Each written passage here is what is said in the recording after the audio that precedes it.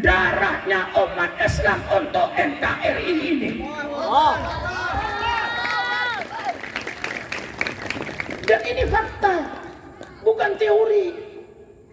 Fakta, kuburan jadi saksi bahwa umat Islam lah yang paling besar andilnya dalam NKRI. Malah saya katakan, kalau seandainya tidak kena toleransi ulama, tidak ada NKRI ini. Saya bertanggung jawab karena saya baca sejarah. Begitu Bung Karno mau mengadakan kemerdekaan, Bung Karno membentuk 60 orang untuk mencari bentuk dan format republik ini.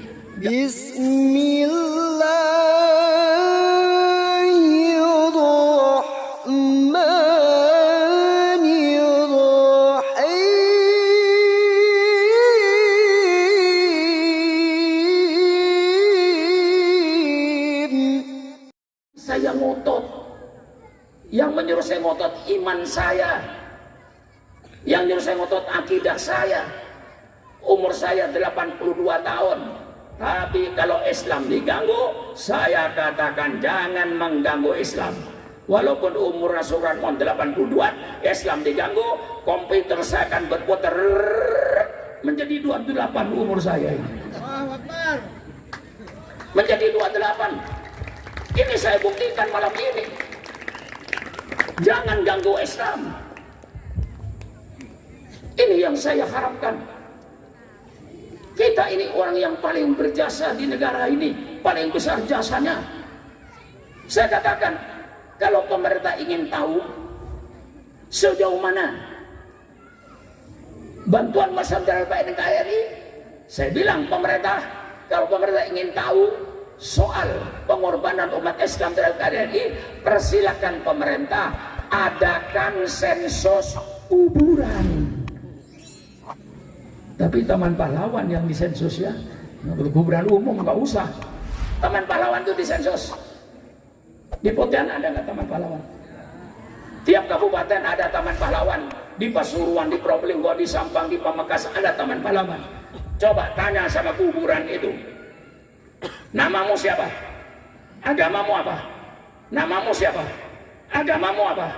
Namamu siapa? Agamamu apa? Namamu siapa? Agamamu apa? 99% darahnya umat Islam untuk NKRI ini.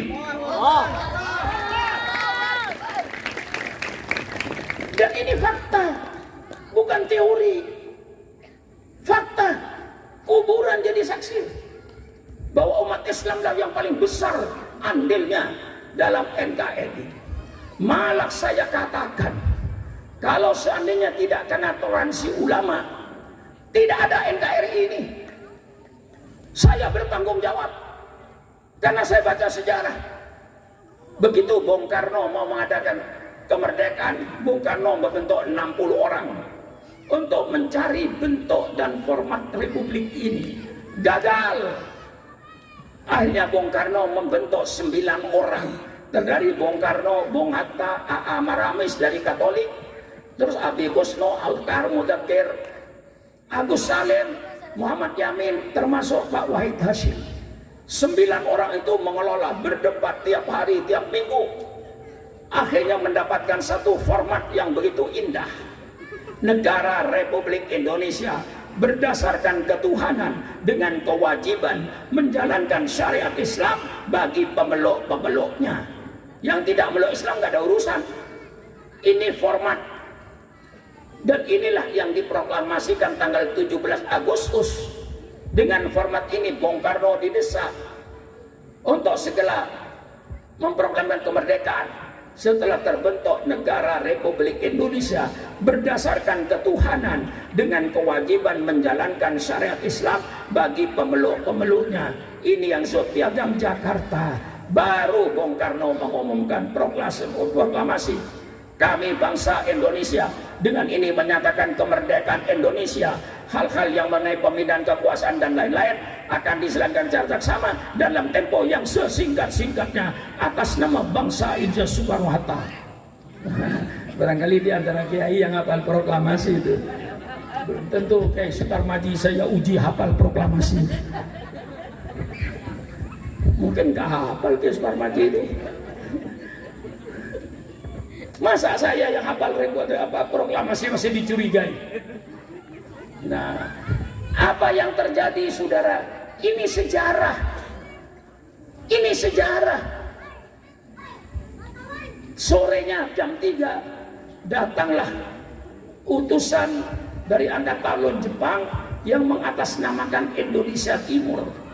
Kalau 7 kata ini tidak dicabut, Indonesia Timur tidak ikut. Pagi jam 10 diumumkan negara Republik Indonesia, sore mau pecah Indonesia Timur dan Indonesia Barat. Kalau tidak dicabut 7 kata ini, akhirnya Bung Hatta, Bung Karno mengumpulkan lagi 9 orang ini minus 1. Kiai Hasim pulang ke Jawa Timur diganti dengan tokoh dari Sumatera. Timbullah perdebatan pada tanggal 18 ini. Yang satu bertahan, tidak usah dicoret, tetap Indonesia bersatu ketuhanan dengan kewajiban menjalankan syarat Islam bagi pemeluknya, tidak usah dicoret. Ini sudah ditandatangani oleh tokoh agama dan tokoh nasionalis. Tapi Bung Hatta mengatakan kalau tidak dicabut maka Indonesia akan pecah jadi 2. Dikhawatirkan segera dia mengumumkan proklamasi sendiri. Akhirnya diputuskan cabut 7 kata ini, diganti dengan Maha Esa. Jadi Pancasila tanggal 17 dengan tanggal 18 berbeda. Pancasila tanggal 17 negara berdasarkan ketuhanan yang berdasarkan ketuhanan dengan kewajiban menjalankan syariat Islam. Tanggal 17 berubah. Republik Indonesia berdasarkan ketuhanan yang Maha Esa, titik.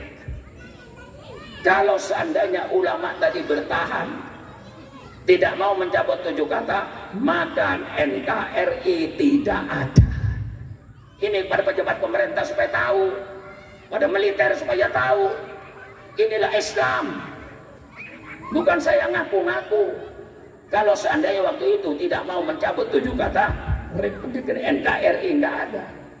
Maka Pak Alamsa mengatakan ketika jadi Menteri Agama, Pancasila itu hadiah umat Islam terbesar untuk bangsa Indonesia ini. Masa yang ngasih hadiah dicurigai? Yang dicurigai yang terima hadiah. Kan begitu kira-kira Pak Sultan. Yang dicurigai yang menerima hadiah. Dipergunakan untuk apa hadiah ini? Nah, kami umat Islam, ini resmi pernyataan Pak Alamsa ketika Menteri Agama, Pancasila adalah hadiah umat Islam terbesar untuk negara ini. Subhanallah, subhanallah. Maka ini saya tawarkan peradaban Islam. Kalau dapurnya bangsa Indonesia memakai peradaban Islam, korupsi tidak ada, sogok menyogok tidak ada, suap menyuap tidak ada, ngurangin timbangan penipuan dalam ekonomi tidak ada. Karena apa? Tidak boleh ada rezeki yang lewat di tenggorokan bangsa Indonesia kecuali rezeki yang halal. Bagaimana pemerintah mau memberantas korupsi? Bagaimana pemerintah mau memberantas sogok menyogok? Bagaimana pemerintah mau menghapuskan kecurangan ekonomi? Kalau bangsa Indonesia pikirannya yang penting perutnya kenyang, halal haram sama saja, hak batil sama saja, yang penting perut saya kenyang, hancurlah negara ini.